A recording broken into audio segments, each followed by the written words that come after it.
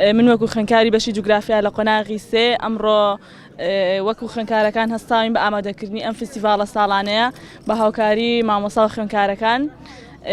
وەک شتەکان هەمووی کوردەواریە خۆمان ئامادەمان کردووە، هێناومانە خواردنی کوردەواریە، دروستکردنی کەلانەیە کەلوپەری کوردەواریە، وەک بەسەرکردنەوەی کولتور و نەتەوەی گەلی کووردە.